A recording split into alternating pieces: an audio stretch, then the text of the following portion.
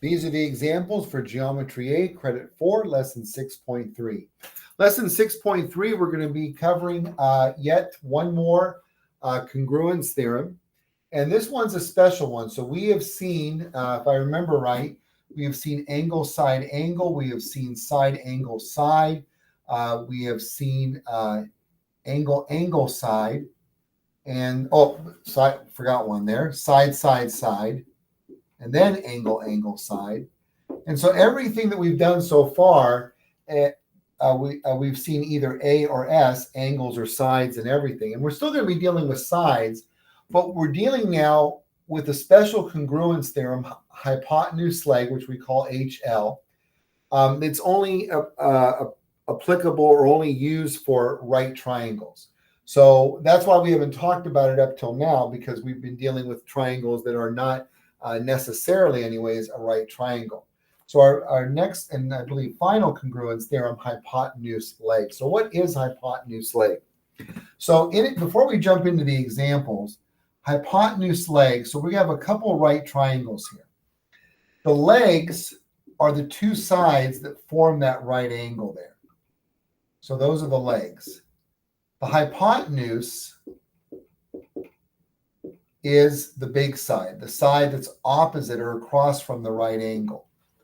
So in this triangle, this and this would be the legs because they form the right angle, and this big side would be the hypotenuse. Same thing over here.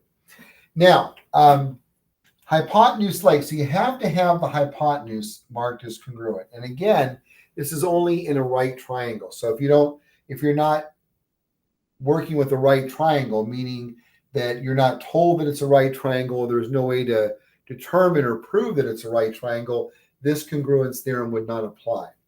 So the hypotenuse has to be part of it.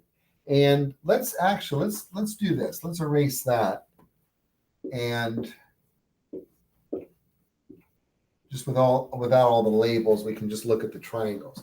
So the big side, the hypotenuse must be part of it. In addition to that, you have to have one pair of legs. So here's the longer leg here, so it could be this one and this one. Or, again, it doesn't have to be both, or it could be this one and this one down here. And so for a right triangle, so we're given it's a right triangle, you say, well, that's a little bit easier, only two pieces of information. Technically, it's three because the first thing is you have to be given it's a right triangle. But true, once you're given it's a right triangle, it's only the hypotenuse and the leg is what you need. All right, so what you're going to be doing in lesson 6.3 is answering yes or no whether the triangles are congruent by hypotenuse leg. And so we're going to kind of so we don't kind of give away the answers, we're going to kind of make a yes and a no out of each of these here. And so that we can give you the information you need, but then you still have to think a little bit to answer the questions, but shouldn't be too bad. Should be pretty easy. All right, so in our first example, are these triangles congruent by hypotenuse leg? So again, that's just HL. So in both triangles, the longest sides are marked as congruent. That's the hypotenuse. And then here, this kind of bottom leg or kind of to the right of the right angle, this and this are marked. So that's a pair of legs. And so we would, in this case, we would say, yes, the triangles are congruent by hypotenuse leg. But what if instead of marking the hypotenuse, we just had a pair of legs marked, or both pairs of legs marked as congruent? Well, unfortunately, that would not be enough to say that, well, using a hypotenuse leg. Now, there may be a way to prove that, but strictly saying with hypotenuse leg, we have a pair of legs, another pair of legs, so that would not be hypotenuse leg. So in that case, we would answer no. That's not congruent by hypotenuse leg. All right, so let's take a look at, although I do want to say that they still could be congruent. And but in this case, strictly looking at, is hypotenuse leg is what's marked, and the answer to that would be no. All right, so let's take a look at an example for number 2. For number 2, we have a right triangle here, but is this a right triangle? Well, it turns out it is. Let's maybe move this over a little bit. Because remember, once again, vertical angles is going to help us out here.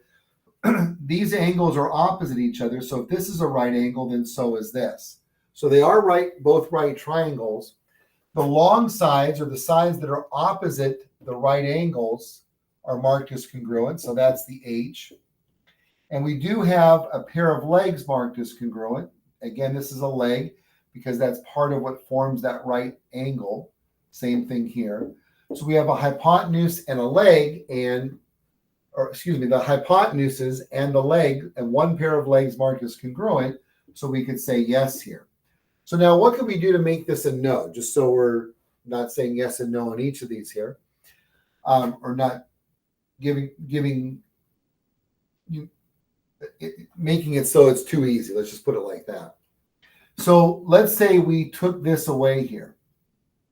The hypotenuse there.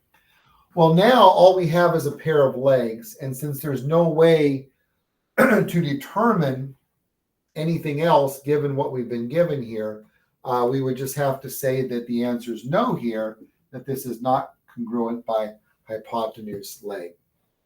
All right, so that's an example for number 2. And so let's take a look at an example for number 3. And let's go ahead and put that diagram up quickly. All right, so here for number 3, we have this. Make sure we draw that as neatly as we can. So we're told that these are right triangles, so hypotenuse leg could possibly apply.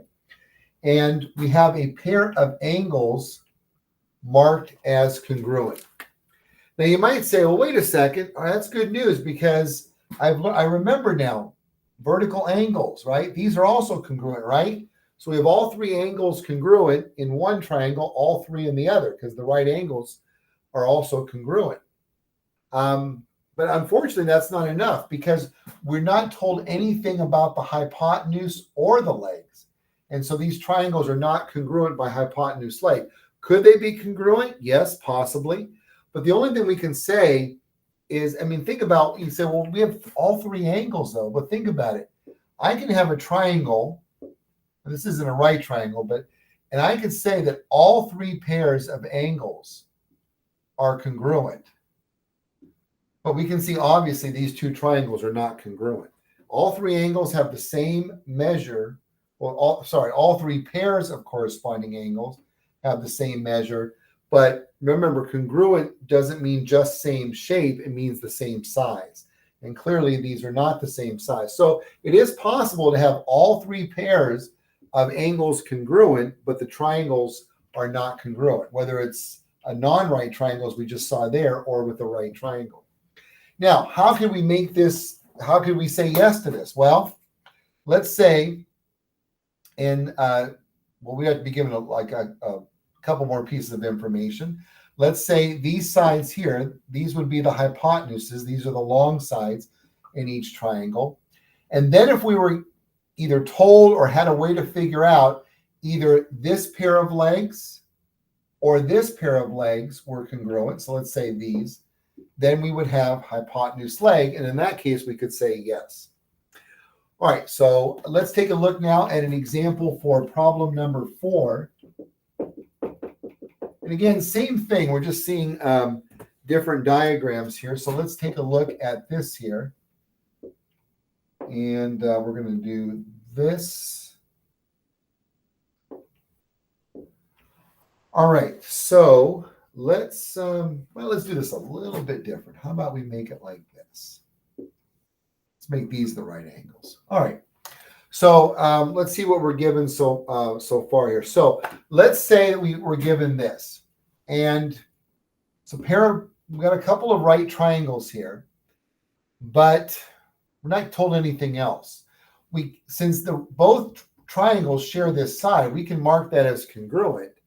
But if that's all we have for hypotenuse leg, this is the long side in both triangles. For this triangle down here, that's the long side. For this triangle up here, that's the long side. So we do have the hypotenuse, but if we're not told anything else, or not given anything else, then in this case, we would say no so far. But what if we were given other information? Let's say, for example, we were told that this side here is congruent to this side here. Well, now we have a pair of legs. We have, I call this the smaller leg in this triangle, the smaller leg in this triangle. So now we have a pair of legs, and we would have hypotenuse leg. And in that case, we would say yes. And by the way, it didn't have to be that pair of legs. We could have had the other pair of legs as well. So we could have had this marked congruent with this, and that's the long leg in each triangle, but still we would have hypotenuse and then a pair of legs. And keep in mind, remember that hypotenuse is shared by both triangles, so remember that's congruent to itself by the reflexive property. All right, so that's the information you need to answer the questions in those 4 problems. And we actually have 2 more, almost forgot about them, on the next page, page 17. So now let's take a look at an example for number 5. So let's take a look at number 5. And what they want us to do here, it's multiple choice, and they just wanted us to give the additional information that we would need to prove the triangle is congruent by hypotenuse leg. All right, so let's take a look at an example for number 5. We've got triangle ABC, or I should say right triangle ABC, and we've got right triangle DEF over here. And we are told that the long legs, I kind of gave that away there, but we're told these sides are congruent. AB is congruent to DE. So what additional information would we need for hypotenuse leg? Well, first of all, we have to determine, pretend I didn't say it a second ago, whether these are the legs or the hypotenuse. Well, since these sides are part of what forms the right angle here, that would be a pair of legs. So the additional information we would need would be the hypotenuses, the long side in each triangle, and that would be BC, would have to be congruent to EF. And so if we were told, or we were able to somehow determine that BC is congruent to EF, that would be enough information to say the triangles are congruent by hypotenuse leg. Hypotenuse leg. All right, let's take a look at an example for number 6, and this will be our final problem. So let's go ahead and draw the diagram up for number 6. So we have this big triangle divided into 2 smaller triangles. We're told this is a right angle.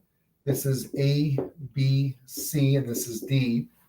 And we are told only that that's it. That's all we're told.